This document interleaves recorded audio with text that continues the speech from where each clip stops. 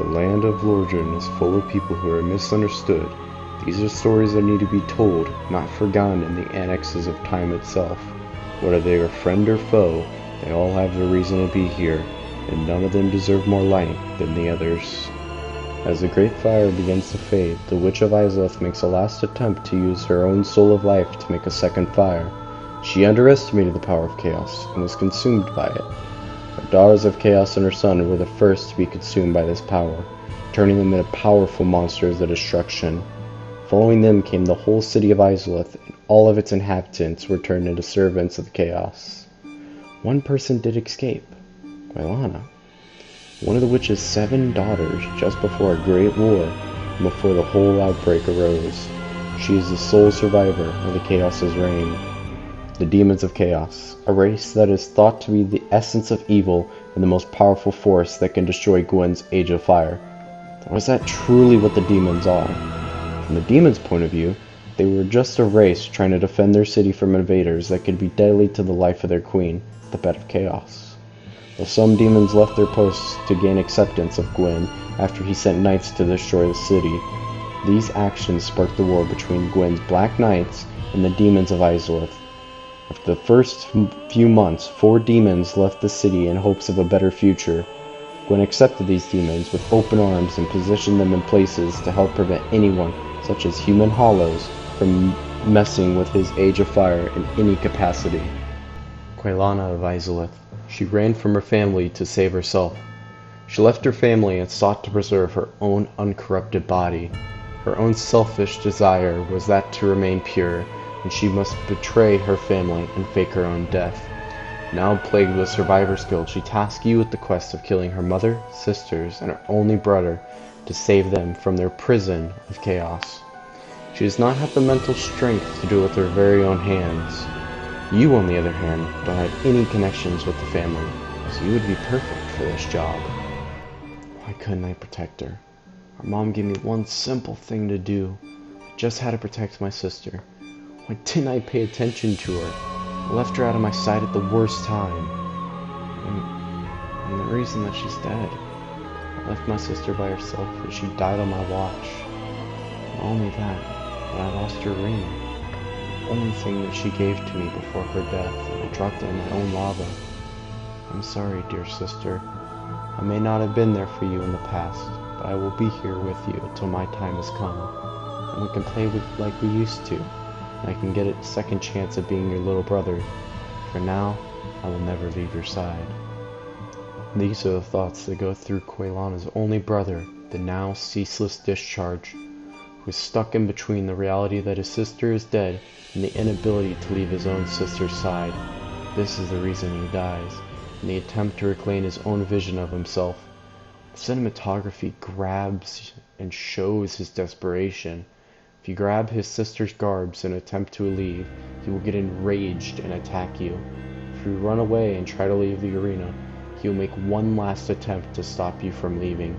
He will jump and try to smash you, but if you dodge, he will be stuck trying to regain himself, as his anger has left him powerless. He wasted the last bit of energy he had trying to make up for letting his sister die. But I think I'm getting a little ahead of myself. I forgot to talk about the very first of Quailana's siblings they will fight.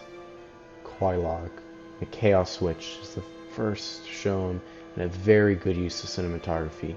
The very camera zooms in on her human half, caressing her monstrous lower half while smirking towards the camera.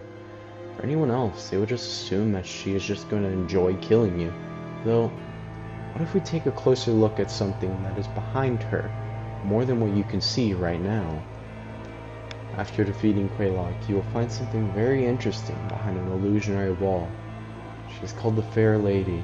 She looks oddly familiar. If you wear a ring, presuming to be Quailog's, the Fair Lady will talk to you. She talks to you as if you were Quailog, in a soft, barely audible voice where she sounds like she is on death's doorstep. She will tell you that she's doing fine, and that nothing is wrong, but she says she's in pain. Her servant will tell you to join her covenant and donate humanity to her. Why should you? Well, you were the one who killed Quailog. Quailog was just killing for her sister. She was taking humanity from the heroes and was giving it to her sister to keep her alive, and you killed her for that. Now let's go back to Quelaag. The fair lady was in pain and suffering. What about Quelaag? In the cinematic, we can get a lot about her as a character. Do you see how she caressed her monstrous lower half? She isn't afraid of it. Quite the opposite, actually. She cherishes her lower half even more than she loves her human half. Unlike her sister, she's adapted to the spider-like body and has perfected it in terms of combat and survivability. There is another way of looking at her smirk, though. If we take a look back at her sister, who is on her deathbed, Quelaag probably smirked because she knew her sister was about to die and wanted to extend her life even more. She might have even been desperate and was just excited that an undead came at the perfect time. She was just happy to keep her sister alive, as she was the only company in terms of retaining parts of their humanity. But once you get past the siblings, you will find quite a sight to behold. Two demons will make their final stand to stop you from reaching the city of Izalith. The first of these two is the Fire Sage Demon, a close relative to the demon from the asylum, who has harnessed more of the Chaos's power to make himself be able to use Chaos Pyromancies. There isn't too much more to say about him, other than his devotion to the bed of Chaos is stronger than his other demon brethren. After him, the final defense for Izalith is the Centipede Demon. This one is very special. If you cut off one of its heads, you will be welcome to an orange charred ring. Why is this special, you may ask? Why, this is the very ring that Ceaseless dropped all those years ago. This ring gave birth to the Centipede Demon, and gave him the ability to traverse the lava at will. At the very end of the road, you come to the Mother of Chaos herself. This monstrous beast is the final pothole on the road to eliminating the demon race. She can be seen with two spell shields to the left and right of her. When you destroy them, you can attack her own body. That's easier said than done, though. Those spells that you attack were the two eldest daughters that she had, and they sacrificed their life to make a spell that their mother told them to use in an attempt to restrict the chaos from spreading. This can be seen by two cinematics that play as you destroy the spells. The lighting shows how dim and dark the reality of her life is, while getting brighter and more intense to signify that the chaos is getting stronger and that it is about to reach its full potential. If you didn't defeat the bed here and now, you just unleashed death upon anyone who tried to get in her way. The reason she was in the center of the city, with those spells, was an attempt to hold the chaos and stop it from ruining the rest of the world. With how far she has turned, she isn't thinking of her actions. She's too far gone to remember her past. Her actual body can be found at the center of the beast as a shriveled up worm. Her body being so small and fragile shows how her will to live was non-existent. Either you leave her alone and don't break the spells, or you finish her off after you've set her free. As for Quelaag, well, she no longer feels sadness towards her family, only enjoyment that they are finally free from the chaos. Though she never saw how much they actually missed her, how they were controlling the chaos and not letting it run rampant. She let her own ideology and beliefs cloud her judgment of what was truly right in the eyes of everyone, not just herself. Though if we look at a game that shows the world centuries later, we can find Quelaag in a hidden lake, surrounded in chaos, behind an illusionary wall, sitting next to the fair lady. She finally got past her own childish tendencies and to finally return home and curl up with her loved one. The battle between light and dark is one that will last longer than the battle between chaos and control. But the very leader of the light is none other than Gwyn, now Lord of Cinder. He commissioned his knights to take up arms against the dragons, the children of chaos, and sent his own knights to go fight the heart of the abyss. Though this didn't save him from committing the ultimate sacrifice as he tried to lengthen his era of fire. For the rest of his life he is stuck defending the first fire in an attempt to only allow the strongest to fuel it. Though this can be seen from a different angle, from NPCs in the game that state that Gwyn only did it as he had no other option. But if this is the case, why didn't he make his closest knights sacrifice their lives before he sacrificed his own? He wanted to allow his people to live their own lives and to succeed in anything they wanted to after he left. but also as a way to be remembered for the rest of time. This sacrifice would lead him to being worshipped as the god that he was. On the other hand, the darkness is far from being a valiant source that deserves praise. Manus, the father of the abyss. He left the city where humanity was imprisoned for a land created by the gods, for people of the gods. He went to the land of Ulasil and corrupted the people there into twitching husks with giant masses for heads. He even corrupted Knight Artorius, a man who was protected from the dark. While Gwyn sacrificed his own life for the greater good, Manus only sacrifices the lives of those that he sought to corrupt and those who were below him. Speaking of Artorius, he's one of Gwyn's 4 knights that were designed to fight the enemies of Gwyn. Ornstein is the first that we see protecting the daughter of Gwyn, Guinevere. Ornstein is positioned alongside Smaug, a cannibalistic executioner. Ornstein was first used to fight the everlasting dragons. After the war, she doesn't lose her touch as she defends Guinevere. She shows her dedication and respect for the soldiers that she stands by, even if they have no honor. In this fight, if you kill Smaug first, you'll see a cinematic that embodies her faith towards others. Instead of defacing his dead body, Ornstein prays for Smaug and receives his power. Gao and Sira are the only 2 knights you can talk to and interact with outside of fighting. Sira is a trained assassin who can be found at Artorius' fighting arena. She can be seen praying near an altar she has made for him. She will ask you to give her his soul as a way to keep the truth of his life away from anyone else. She will even give up her weapons so that she may protect his honor. She would rather protect her own brother in arms than have the weapons that kept her safe. Gao, on the other hand, has lost his sight and can only see by sound. He is a master archer who also knows the fate of Artorius. He will thank you that his friend was finally put out of his misery. He will even state that he is useless now that the dragons have all gone into hiding. There is still one that can prove himself on. Even if this dragon wasn't here, Gao has taken the old man approach and began to use his mighty hands in carving wood into his creations. He will take his final shot on a dragon, pin it to the ground, and be happy that he contributed to killing Calamite. Well, Artorius? Well, you know what happened to him.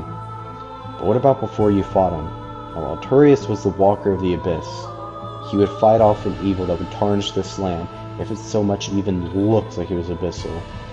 But there was one foe not even he could fight, Manus. With a sacred shield in one hand and his sword in the other, Artorius challenged Manus with the help of his wolf, Sif. The 2 fought hand in hand in an attempt to quell the beast, but were bested in combat. Artorius had his arm broken, was beginning to get corrupted, and had no fight left in him. As a final act of sanity, he used his shield to form a protective barrier around Sif, keeping the abyss away from him and keeping him safe. Artorius, however, succumbed to the abyss.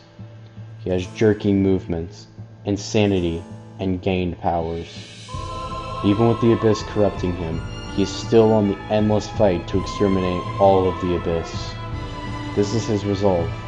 This is his purpose. This is the reason he continues to fight on, even though he has lost everything. He fights you with a broken arm, a broken pride, as he can be seen struggling to wield his blade as effectively as he once had before. He admits Abyss as a way of trying to harness his own curse. Sif survives. You save him from the Abyss. Fight with him to defeat Manus and reclaim his master's honor. Though, the result ends the same.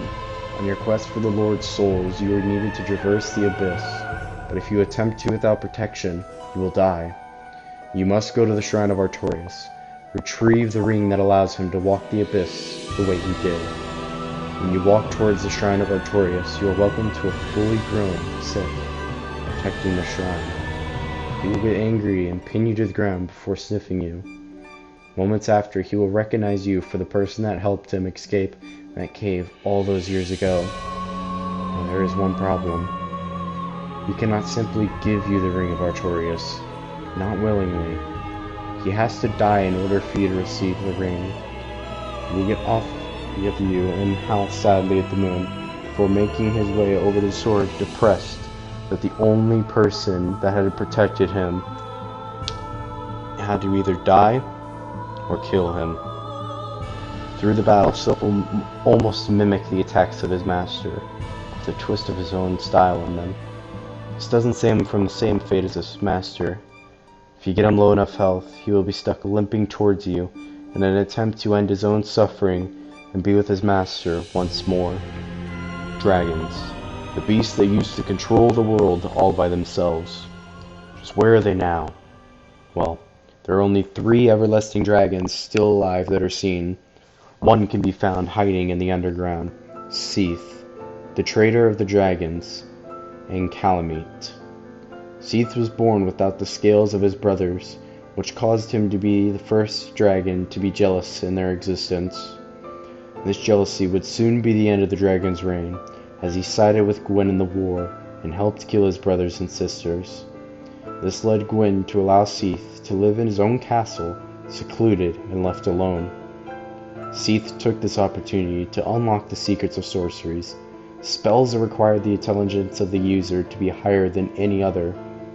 Though, he researched sorceries that were stronger than his own mind could handle.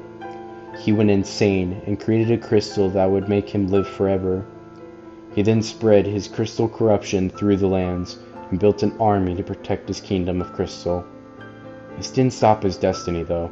He served his role and would soon die by your hands to try and reclaim the land that he had destroyed and send him to his brothers and sisters where he would hopefully be accepted now. Jealousy fueled him. Now it was his end.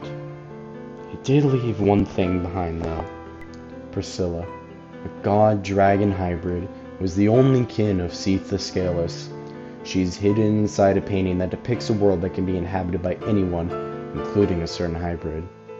She's a calm, gentle woman that doesn't seek violence. She will plead with you to leave her world and to leave her people alone, as they are peaceful to all but those who wish to hurt their queen.